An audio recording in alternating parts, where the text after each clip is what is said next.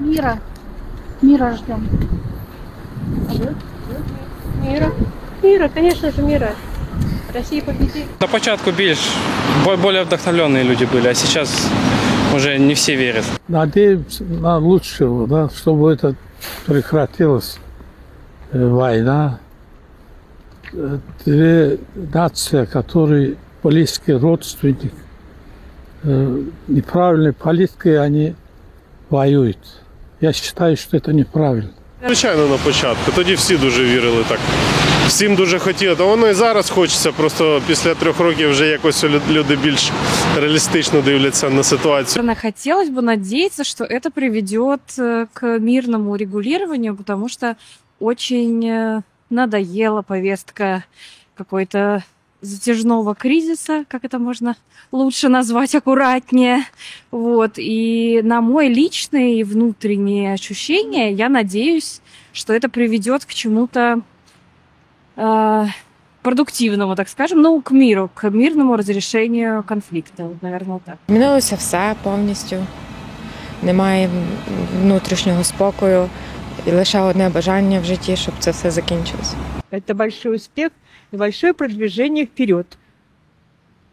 Благодаря политике нашего президента. Грамотной, уверенной в себе.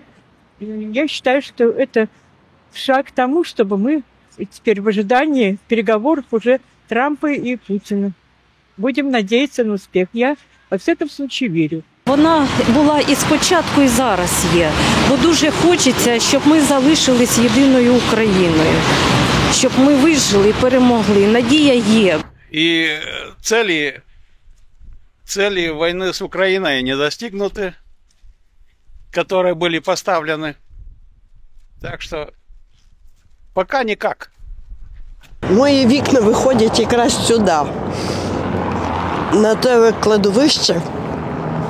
Тут було перший початок, потім другий ряд, потім третій ряд, потім четвертий ряд.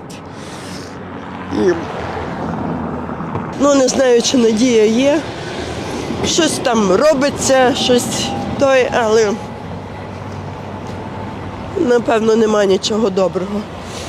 Мне кажется, переговоры в любом случае нужны. А там дальше будет видно.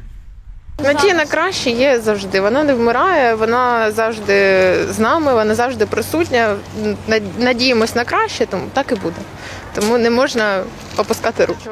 Столько людей гибнет, мирного населения, нужно как-то все упорядочить. Відчувалося, що ми в більш такій сильній позиції в 22-му році були, коли наступали. Потім, звичайно, були там затримки з допомогою військовою. Це відобразилось на ситуації на фронті.